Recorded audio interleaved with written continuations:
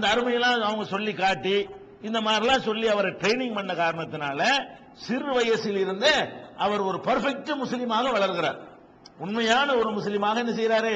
அந்த சின்ன வயசு போதனையிலிருந்து வளர்ந்த காரணத்தினால்தான் இவர் வந்து அந்த தன் கையில் அந்த ஆட்சி பொறுப்பு வந்த பிறகு நிறைய மாற்றங்கள், நிறைய வந்து சீர்திருத்தங்கள்லாம் பண்றார். இவர் வந்து அனசர் எல்லாம் சந்தித்து நிறைய ஹதீஸ்களை கேட்கிறார்.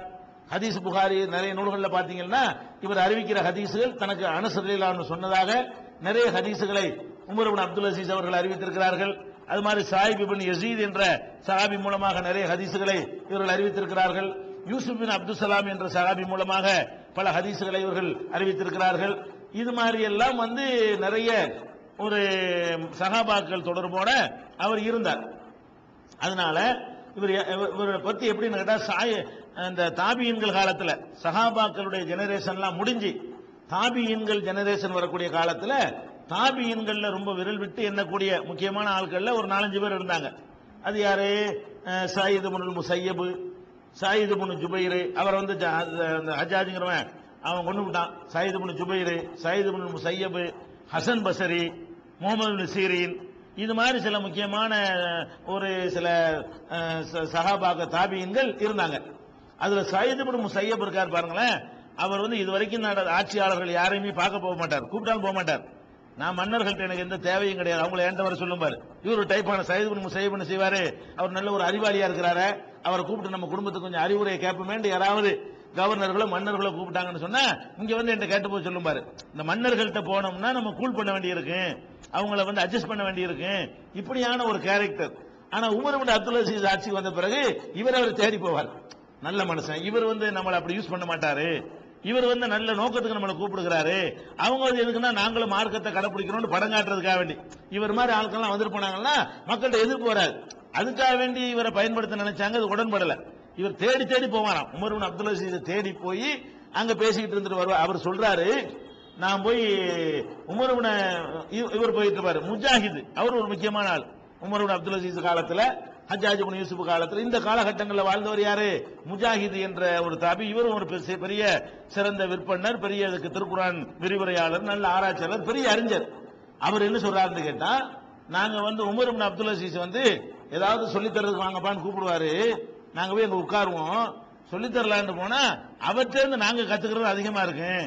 சும்மா ஒரு மரியாதைக்காக கூப்பிட்டாரே தவிர அவருக்கு நாங்க சொல்லித்தரலான்னு சில விஷயங்களை சொல்ல போனா அங்கே இருந்து நாங்க ஏதாவது என்ன செய்வோம் தெரிஞ்சுக்கிட்டு வருவோம். அவ்வளவு பெரிய மார்க்க விற்பனராக, மார்க்க அறிஞராகவும் இருந்தார். மார்க்கத்தை வந்து ஒரு நல்ல போதிக்கக்கூடியவராக, ஹதீசுகளை விளக்கக்கூடியவராக, தப்சீர் குர்ஆனுடைய வசனங்களுக்கு விளக்கம் சொல்லக்கூடியவராக, எந்த விஷயத்தை கேட்டாலும் பட்டு பட்டு ஃபத்வா கொடுக்கக்கூடியவராக, அப்படி ஒரு அந்த மாதிரி மதீனாவில் கட்டுறதுனால, மதீனாவில் சரியான ஒரு ஆள் கட்ட பாடம் கட்டுறதுனால எங்களை விட அவர் மேம்பட்டவராக இருந்தார். முஜாஹிதே ஒரு பெரிய அறிவாளி.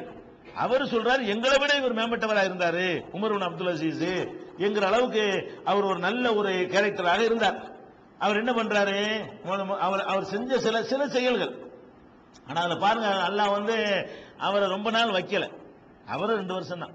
99 ஆட்சிக்கு வர்றாரு, 101 அவரு இறந்துடுறாரு. இறந்தாரு என்று கூட அது சொல்ல முடியாது, அது ஒரு வகையான கொலை தான். அது எப்படின்னு பின்னாடி பார்ப்போம். அப்ப 99 அவர் ஆட்சிக்கு வர்றாரு, 101 2.5 வருஷத்துக்கிட்ட வருது.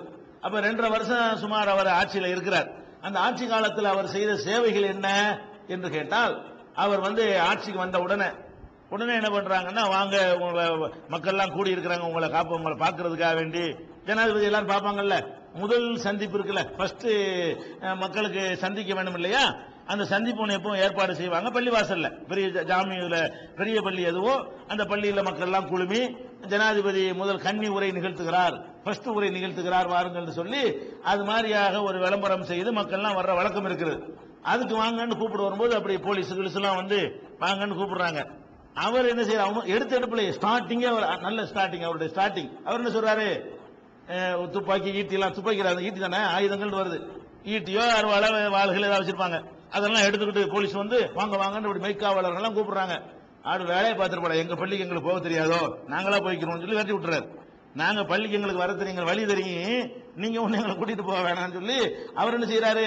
போயிட்டு சொல்லி, நான் ஒரு மனிதன், முஸ்லிம்களில் நான் ஒரு குடிமகன், எனக்கு அவங்களுக்கு மத்தியில் நீ என்ன இடையில குறுக்க தடுக்க, நீ யாரு? பாப்பா வேலையை பார்த்துட்டு முதல்ல தன்னுடைய மெய்காப்பாளர்களை எல்லாம் தனக்கு மெய்காப்பாளர்கள் தேவையில்லைன்னு ஃபர்ஸ்ட் என்ன செய்யற அந்த பந்தாக்கள் எல்லாம் நீக்கிறதுக்காக வேண்டி அதை செய்கிறார். ரெண்டாவது என்ன பண்றாருன்னு கேட்டா மக்கள்கிட்ட உரை நிகழ்த்துகிறார். வர்றார் பள்ளிவாசலுக்கு. வந்தவன் அவர் ஆற்றுகிற முதல் உரையை என்ன, மக்களே இது நான் எனக்கே தெரியாமல் என் விருப்பம் இல்லாமல் என் மீது திணிக்கப்பட்ட ஒரு சுமை. எனக்கு இது தெரியவும் செய்யாது. இவர் இந்த மாதிரி என்னையை தான் நியமிச்சுட்டு போவாரு, அந்த பேப்பர்ல எழுதி இருப்பாருன்னு எனக்கே தெரியாது. என்னுடைய கேட்காமல் என் விருப்பம் இல்லாமல் நான் திட்டமிடாமல் எனக்கு அறிவிக்கவும் படாமல் எனக்கு இந்த தகவலும் இல்லாமல் இந்த பொறுப்பு என் மீது சுமத்தப்பட்டு விட்டது. அதுல எனக்கு எந்த ஒரு அபிப்பிராயம் இல்லை. இது இந்த பொறுப்பு முஸ்லிம்களாகிய உங்களிடத்தில் ஆலோசனை பெறாமல் என் மீது சுமத்தப்பட்டிருக்கிறது. முந்தினவர் தான் நியமிக்கிறாரு, நீங்க எல்லாம் தேர்ந்தெடுங்கன்னு சொன்னா அது ஒரு டைப்பு. எனக்கு முந்தின ஒருத்தர் என்னை நியமிச்சிருக்கிறார், உங்களிடத்தில் ஆலோசனை பெறாமல் உங்கள் மீது நான் திணிக்கப்பட்டிருக்கிறேன் சொல்றாரு. உங்கள் மீது நான் நினைஞ்சிருக்கிறேன், திணிக்கப்பட்டிருக்கிறேன். அதனால இப்ப என்ன செய்யறேன், உங்கள் மீது எனக்கு முந்தைய ஆட்சியாளர் எதை திணித்தாரோ அதை நான் இப்போது விலக்கிக் கொள்கிறேன். நீங்கள் இந்த நிமிடம் கூட வேறு ஒரே நீங்க தேர்ந்தெடுத்துக் கொள்ளலாம். அவர் சொல்றாரு, என்னை திணிச்சுட்டு தான் போயிருக்கிறாங்க, நீங்க என்னை தேர்ந்தெடுக்கல. அதனால இப்போது நான் உங்களுக்கு சொல்றேன், நீங்கள் இந்த நிமிஷம் வேண்டுமானாலும் இன்னி கலாத்து மாஃபி ஆனாக்கிக்கும் மின் பையத்தி, என்னை ஆட்சியாளர் பையத்தினால ஆட்சியாளரை ஏற்றுக்கொள்வதுதான்.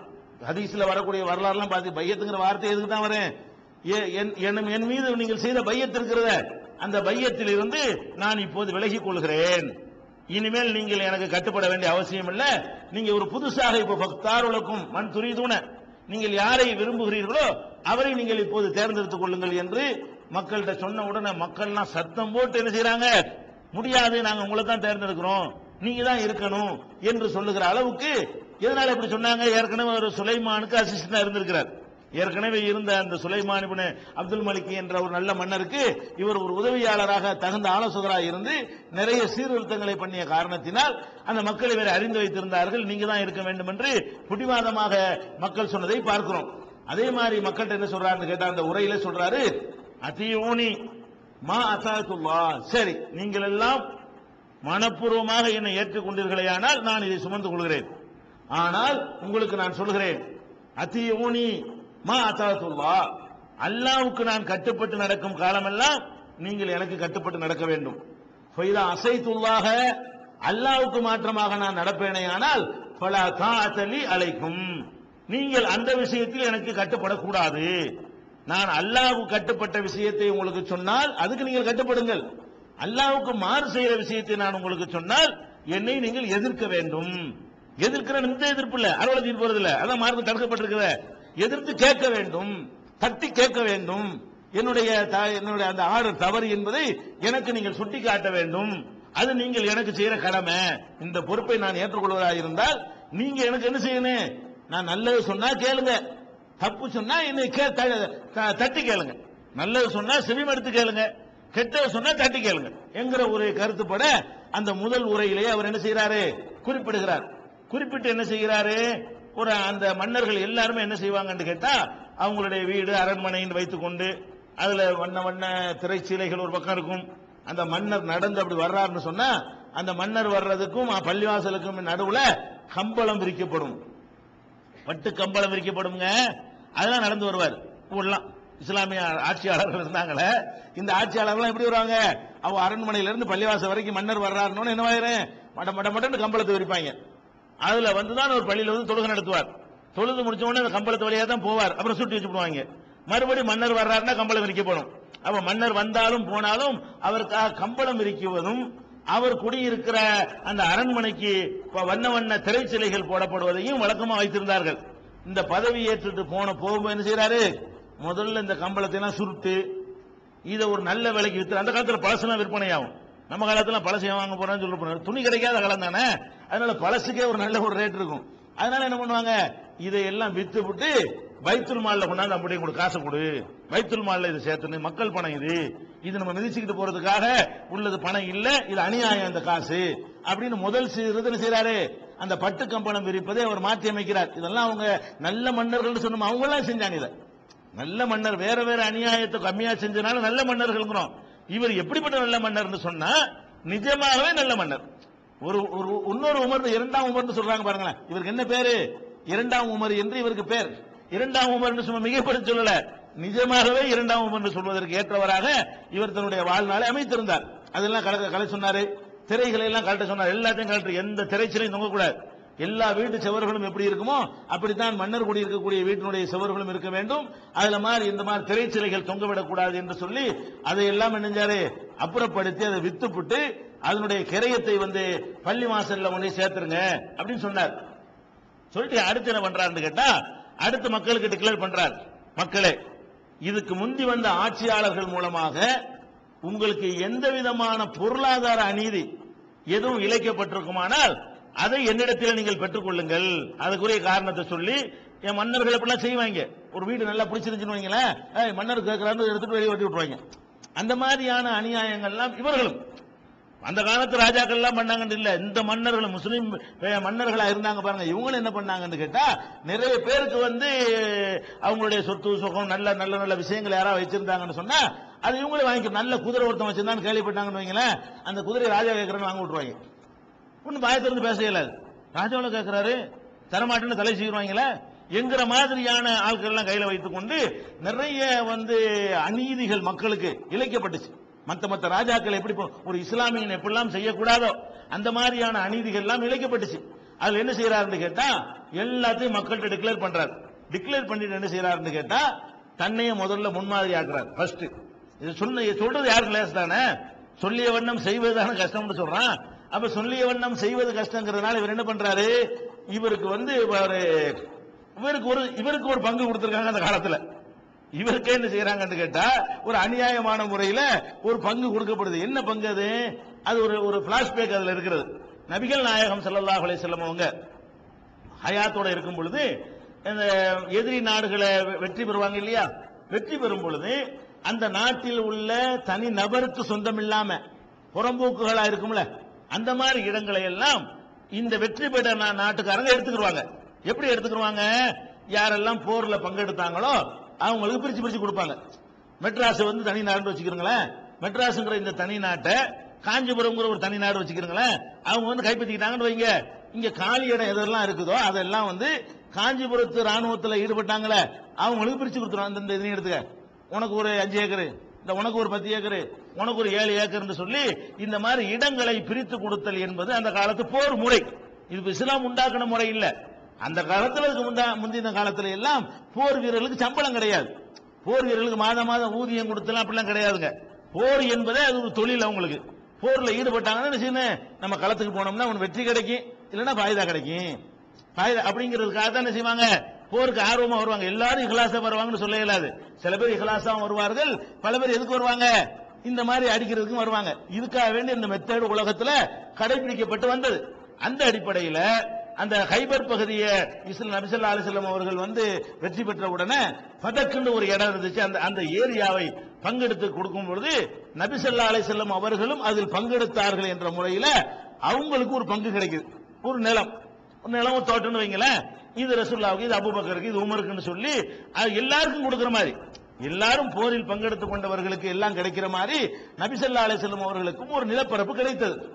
அந்த நிலப்பரப்பு தான் அவங்களுடைய இடம் என்று சொன்னால், அதாவது அசையா சொத்து என்று சொன்னால், நபி ஸல்லல்லாஹு அலைஹி வஸல்லம் விட்டுட்டு போகும்போது விட்ட ஒரே அசையா சொத்து இதுதான். மற்றவெல்லாம் என்ன, ஒரு குதிரையை விட்டுட்டு போனாங்க, ஒரு கோவேறு கழுதைய, கொஞ்சம் ட்ரெஸ்ஸை வச்சுட்டு போனாங்க, அவங்க போட்டிருந்த ஆடை அதையே போட்டு கபனாக்கி என்ன செஞ்சாங்க, அடக்கம் பண்ணி விட்டாங்க. ஒரு ஆட்டு பண்ணை ஒன்று வச்சிருந்தாங்க, ஒரு 100 ஆடு கொண்ட சின்ன ஒரு ஆட்டு பண்ணை ரசூலுல்லாஹ்வுக்கு இருந்துச்சு. அசையாத சொத்து என்று இருந்தது என்னன்னு கேட்டா, அவங்க குடியிருந்த அந்த 10க்கு 10 கூட இல்லாத அந்த சின்ன சின்ன குடிசை வீடும், இந்த மாதிரி ஒரு ப்ராப்பர்ட்டின்னு சொல்வதாக இருந்தால் ஒரு நிலம்னா ஒரு அதிகமான பரப்பளவு கொண்ட ஒரு நிலம் தான் அது ரசூலுல்லாஹ்வுக்கு சொந்தமா இருந்துச்சு. அப்ப நபிகள் நாயகம் ஸல்லல்லாஹு அலைஹி வஸல்லம் மரணிக்கும் போது என்ன சொல்லிட்டு போனாங்க, நான் விட்டுட்டு போன அந்த சொத்துக்கள் சமுதாயத்துக்கு சொந்தம், இதுக்கு என் குடும்பத்தார் வாரிசு ஆகக்கூடாது.